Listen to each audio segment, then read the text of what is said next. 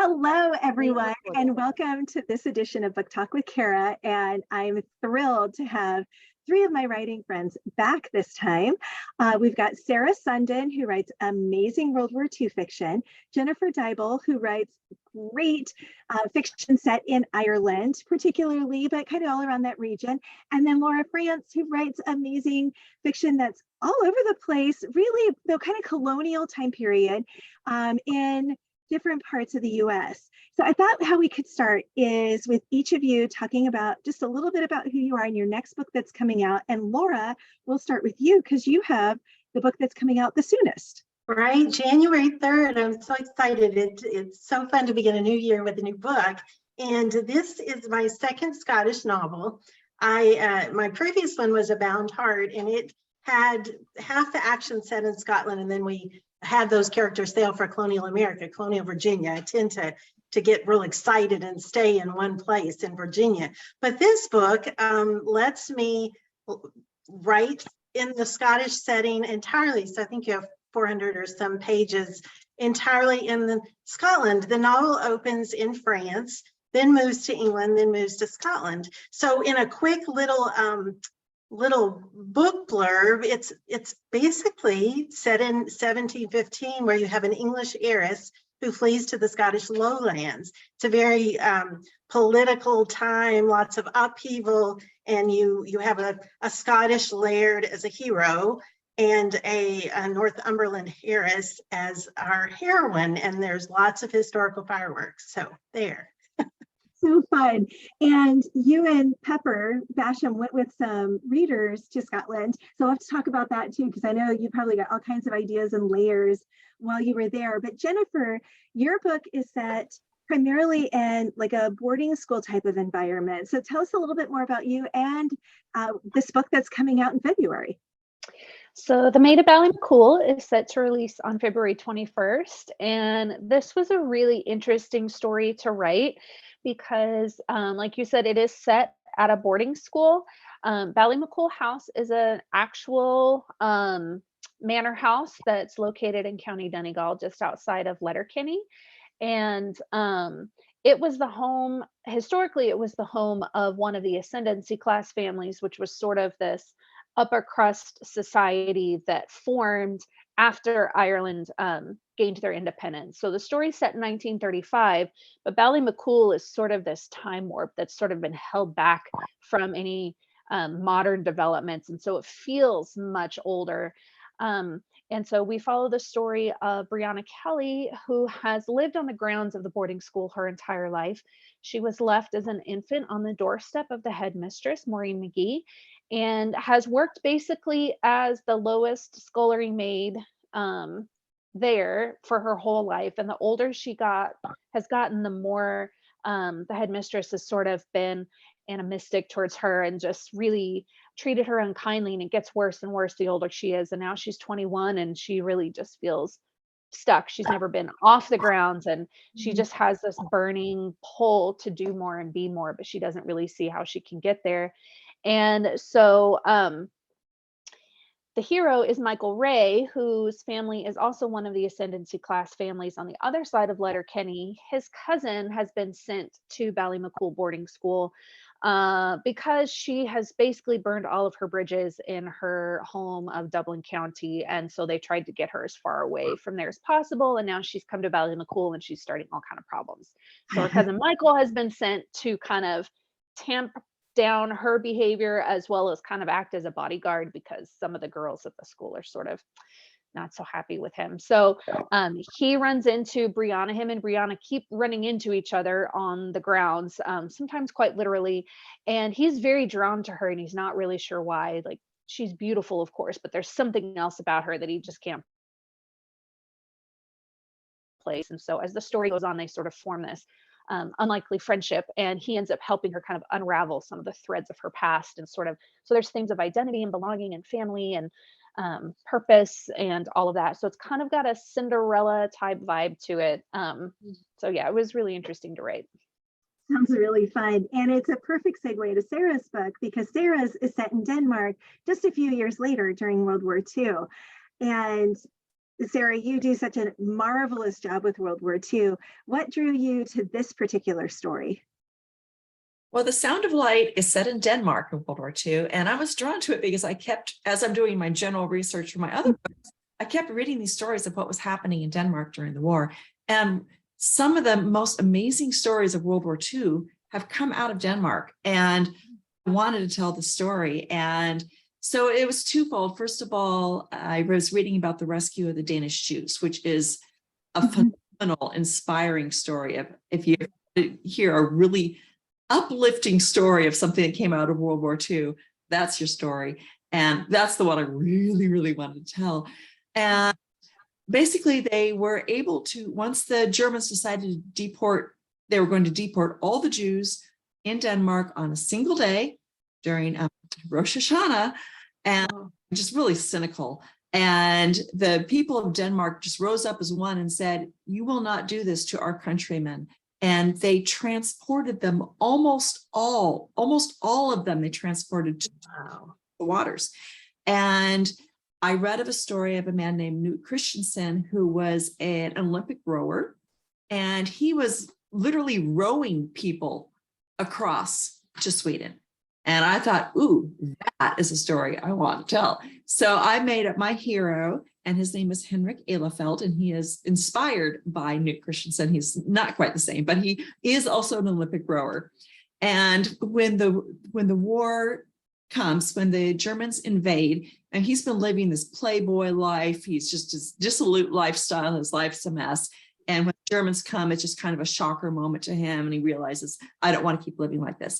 So he decides to help his friend. He rows his friend to Sweden and decides to help him row resistance messages across the waters. But to do so, he can't do that as Henrik Elefelt, because everybody knows who he is, and he's a rower, so that he knows that the Nazis will come for him. So he takes on a secret identity. So I get to do a secret identity story, and he becomes Hemming Andersen, who is a humble shipyard worker, and he basically plays, like he's not very bright, because that way he doesn't have to talk a lot and people don't know how well cultured he is. But he moves to his boarding house in 1943, and he meets Dr. Elsa Jensen, who is a physicist, a nuclear physicist of all things, at Niels Bohr's Institute for Theoretical Physics. And Niels Bohr is a real person. He was a Nobel Prize winner, and he also has an interesting story during the war, so I was able to combine these things.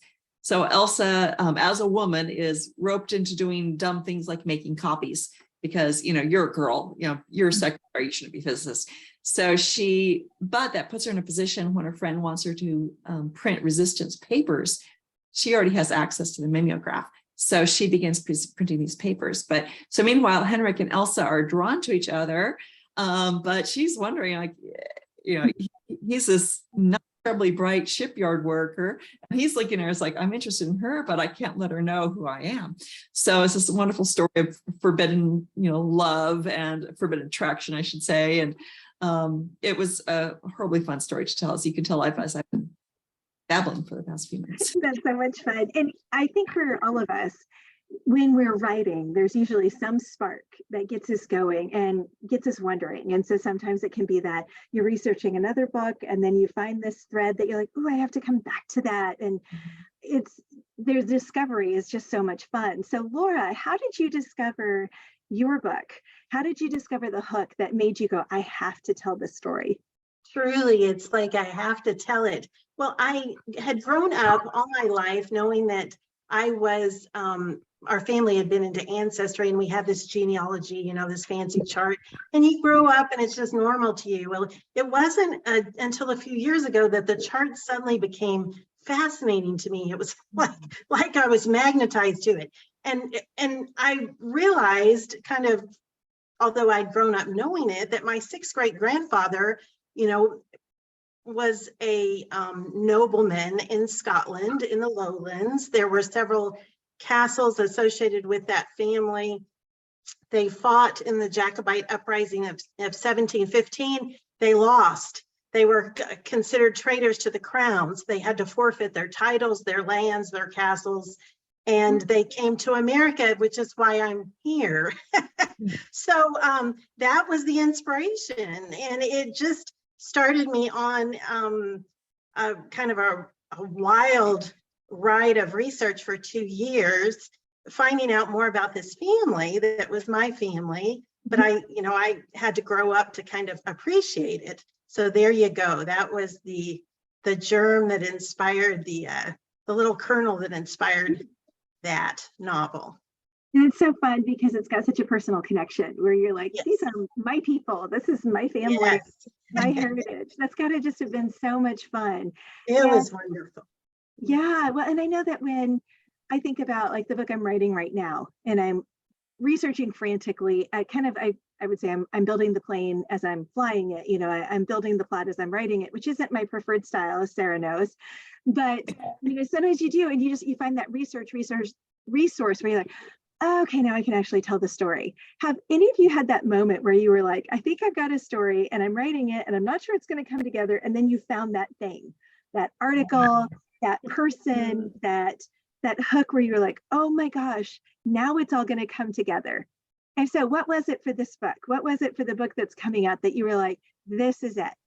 So I don't know, Sarah, do you have one that you're like thinking of? I'm not thinking of one specifically, but it was the research for this one was a little harder. The Danes are very modest people. Mm-hmm. A lot of them are like, oh, what I did during the war isn't that important. Then you hear the stories like, oh my gosh, it's amazing. So a lot of them didn't record their stories. And Yad Vashem, when they named them righteous among the nations, named the entire Danish, the Danish people righteous among the nations, because most of the people are like, well, they didn't come forward and tell their stories. So because they were modest and didn't tell their stories, finding resources is a little harder. And the resources are in Danish, and I don't speak Danish. So it was a little bit more challenging finding books. Some of the best books on the Danish resistance in English are out of print. But I was able to find some used copies. And so I was able to cobble them together, but it was interesting working with different sources. So I think the one that I was the most excited about was one by Jørgen Haystrup, and I'm mangling the Danish, about the Secret Alliance, and it's all about the Danish resistance, and it's considered the seminal work on the Danish resistance. And I basically hung out on Amazon until copies came by and grabbed them, them because they are out of print. But yeah, it is crazy, especially when we're writing these books that are back in time. Finding that right book makes all the difference, but then getting access to it can be so hard, because I found a couple that have been written by Monuments Men, but they're out of print. And if you're going to buy them used, they're like $150. And so I'm grateful that I work at a tier 1 research university where I can get access through either they have it or interlibrary loan. But Jennifer, what are some of the kind of crazy things you found that you're like, this is it, this is going to help the story come together? Yeah, when you asked the question, I was like, oh my gosh, like immediately I knew. And it's hard because I can't give too much away because it's one of the like key things that ties the story together. But when I was originally brainstorming this book, I actually had it set at Kylemore Abbey, which is one of the most recognizable buildings in all of Ireland. And it did serve as a boarding school for a long time. And then one day, as I was scrolling Instagram, I saw this reel that was drone footage of this ruined out manor house covered in ivy. And it just had this sort of dark and twisty vibe to it. And I was like, oh my gosh, where is this?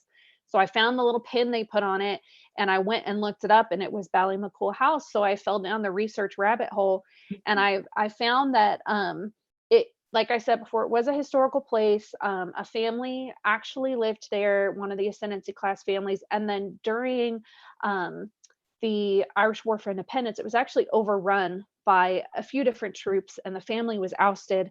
And the troops that took over actually looted a lot of the family heirlooms. And there was this one piece that was tied all the way back to Mary Queen of Scots that they never found. And I thought, oh my gosh, what if this gets found in the story? Like, I want to tell the story of that artifact, of like what happened to it all those years ago. And what was really fun was right at that time that I found that piece, my sister-in-law had been doing a bunch of genealogy work, and she found that my husband's family actually has direct ties all the way back to Mary Queen of Scots. And I thought, okay, that it's meant to be. This must be like the central part of my story. So, and I wish I could spill the beans about how it all comes together, because it's just so much fun. But that was sort of the catalyst for the full direction. I kind of had this sort of amorphous idea of my story. And then once I found that, I was like, okay, this is what's going to happen. And so the Letterkenny Historical Society, thankfully, has a ton of resources online about the families in that area, about the house, about all that kind of stuff. So that was one of my websites that I sort of camped out on. Always had multiple tabs open from their site.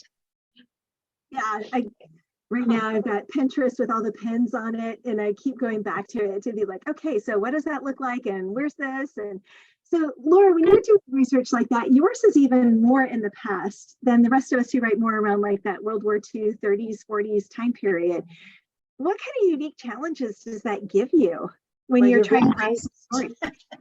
You're nice to include me, because you have to step way back in history. It is very unique. You know, the more recent history is more accessible. My family, for this novel, because they were traitors to the crown, there was actually quite a bit written about them. You know, so often we don't know who our ancestors are, but if you're a bad boy or labeled a bad boy, there's going to be some record of it somewhere usually. So that was hugely helpful to me. There are multiple volumes written on my 6th great grandfather. So, and he was a good, upstanding, God-fearing man. I'm glad he wasn't, you know, a real rebel rascal, a rogue that needs to be redeemed. He just had his political alliances in the wrong place at the wrong time.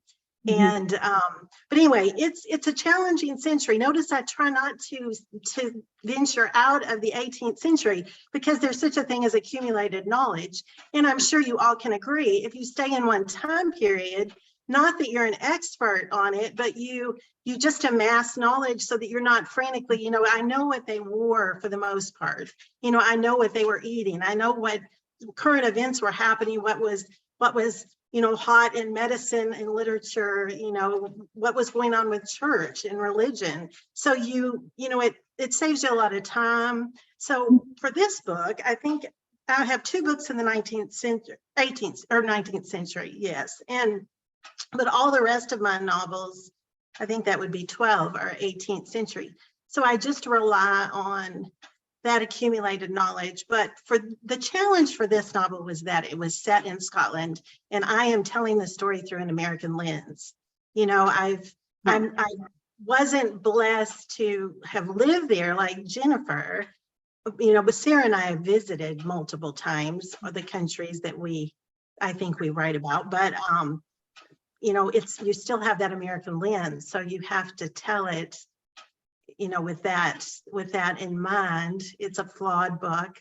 There's flawed research, I'm sure, though I tried my hardest. And but I love the story, you know, it flawed and all. And I do think there's a lot of truth in there and a lot of family history. Absolutely. And I think that's actually really important for us to recognize. Is one of the books that I turned in this year was set in Germany right after the war. But because I'd been in Germany for 2 months in one of the towns that was devastated by the war, I had a slightly different perspective than I would have if I'd just been bringing my purely US perspective. And even then, it's still like, I still know that, okay, I'm not getting everything they went through, but it's hard to go, okay, I've got my 21st century, first world perspective. And even to think about in England, they were under rationing into the 50s after the war ended. And so, and here in the United States, there was rationing, but then the war ends and pretty quickly things start moving back to normal. And so it's such an important recognition that no matter how hard we try, there's always going to be a little bit of a modern flair, a modern take, whatever country we're from perspective on what happened in the events. And so that's where I feel like we can just research and research and research And then at a certain point, we have to go, well, this is as good as we can do, but we've done our due diligence. We've done the best we could with what's available to us. So what's the craziest thing that you've ever found, or the craziest book you've ever bought? So for example, the novella that I wrote that's coming out next year, it's the Monuments Men in Germany right after World War II. And I found out that the US government actually took 202 paintings from Germany for safekeeping after the war and took them on tour in the US. And so I ended up buying a book from an Ohio museum that did this whole thing about it, where it has like even like how many people at each city in the US went and saw the art while it was on tour, because that's now coming into the novel I'm writing right now, where they're kind of connected, even though it's contemporary. And so that's kind of, I'm like, I just bought a book that is solely on the US tour of these 202 German art pieces in a 2-year period after World War II. Probably not very many people can say that's the type of book they have on their bookshelf. So do you have anything similar where you're like, this is kind of a little esoteric or really in a niche that people might not anticipate as writers we would accumulate? Oh my gosh. So many. Yeah. I look at my bookshelf is right in my line of like, oh yeah, that one. For this particular book, I've got a history of Niels Bohr, and which was written by one of his graduate students, and so he's a physicist. And so a lot of it is like the history of physics. Now, I was a chemistry major, but this literally like reactivated all my college the nightmares that you still have after you graduate. And it always for me has to do with quantum chemistry. It was the worst class I took in college. I never understood it. And this book, I mean, Niels Bohr, he was in the forefront of quantum mechanics. So I'm revisiting all the stuff that I never understood. So ironically, I was understanding it way better. I should have had that book way back in college. But so I'm rereading about the history of physics and about quantum mechanics. And this is crazy stuff.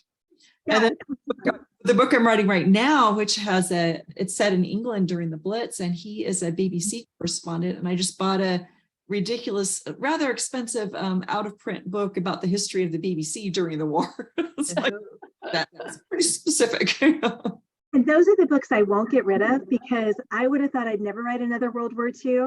And I wrote 2 this year, and this contemporary has huge World War II threads. So I'm like, you hang on to them because they're hard to find and they get expensive. So Jennifer, how about you? Do you have one where you're like, oh, people would never believe this is the book I've read?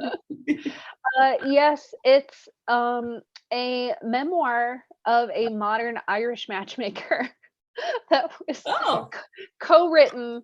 It's really an interesting read because you can kind of tell that, and the story I'm writing right now is set during the Lisdoonvarna Matchmaking Festival, which still goes on today. And so this memoir is of this 3rd generation matchmaker who's still alive today, still making matches. And it's like the history of matchmaking in Lisdoonvarna. And you can just tell that this is the quintessential older Irish man spinning his yarns at the pub, and then some like co-writer had to make it work as a book. So it was really interesting reading because I could almost hear this, like as he was being served up another pint, and just the craziest things happen in his stories, and you never know, can you actually believe this or not? So that's one of those. And then ironically, it seemed really strange to me that it's only available on ebook. I feel like that should be some like tattered old paper book, but yeah. Oh, that's so funny. I can just imagine. I want to know how many of the matches worked though, like long term. Yeah, he claims he claims that most of his do. He has this book that if you search Ireland matchmaking, this will be the first thing that comes up. He has this book that was his father's and his grandfather's and his great grandfather's. It's this old tattered thing that he has tied up, and it's got a record of every match they've ever made.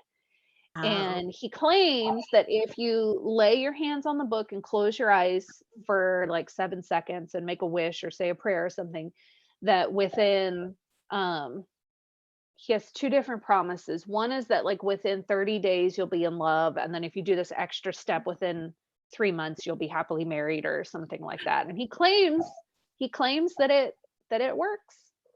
I just watched a movie about that. That's so interesting. It was just in the fall. It was about a town in Ireland and the matchmaking festival. So they must have been inspired by that history. It has to be. Was that the one with Alan Leach in it? Yes, I think so. I want to watch that one so bad. I don't have the Hallmark Channel. Oh, shucks. It was good. It was but I really kind of feel like refreshing. I Yeah. probably shouldn't watch it till after I'm done Yeah. writing, because I'm afraid I accidentally steal something. The book is better. Yeah. It's always better. So Laura, how about you? Do you have any of those, like, oh my gosh, people wouldn't believe this is something I've read, or some experience I've had for my books? Well, it's as embarrassing as it is. The 18th century was just horribly unhygienic. So, and they had just an aversion to bathing. And I try to, you have to downplay that in your book, especially a historical romance. I mean, in all reality, the hero stank, and the heroine probably didn't fare much better. Although my people are clean, my characters are clean. But I mean, I have books about that, and just that I think one of the strangest things is we think, well, way back then there wasn't a lot of people coming together. There wasn't a lot of illegitimate pregnancies and things like that. That is not the case. There was a thing called bundling, where they would put the prospective bride and groom in bed together and everybody would leave them alone. There was some very strange courting customs. So I have, all kinds of that peppering my bookshelves. Fascinating reading. I don't know that anybody else would really be interested, but it certainly enriches a novel. Absolutely. And it's all part of building that base that you were talking about. That's why I write contemporary and World War II. Like that. Right. I'll do like 1936 to 50. I haven't gotten there yet. But it's like I have this base of knowledge, and people who write a different book in a different time period, every time I'm like, I couldn't. There's so much layering. And if you care about getting the history and the feel and the dynamics right, it takes a lot of work to get it all to come together. It does. It's almost like a degree, Yeah, and, I really feel like we could all be like, we have an associate's degree in our area of history. At least. In history somehow. So I think most of us have traveled on research for our books. I usually end up writing my international books after I've traveled. Like I didn't know, so I end up to these research trips. It's more like I've been there, and then like I want to write a book. But I want to know, what are, like, if each of you pick one or two places that if you were going to organize a trip, where would you tell people they absolutely have to go to get the flavor of your books? So for me, even though I wrote my Monuments Men book after, I went to Italy after I'd written my Monuments Men book, I would be like, you've got to go to Florence, you got to go to the Uffizi and the garden that's right there, which I'm blanking on the name right now, because those are so central. I still want to get to Monte Gufuni, but it's very hard to find a rental car in Italy big enough for our family. So I have not been yet, but that would be the other place. I'm like, if you want to feel like you've been to the places in Shadowed by Grace, those would be the ones to go to.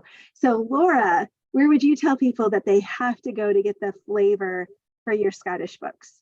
Well, it's my favorite city, and no, I've not been to every city around the globe, but I keep returning to Edinburgh.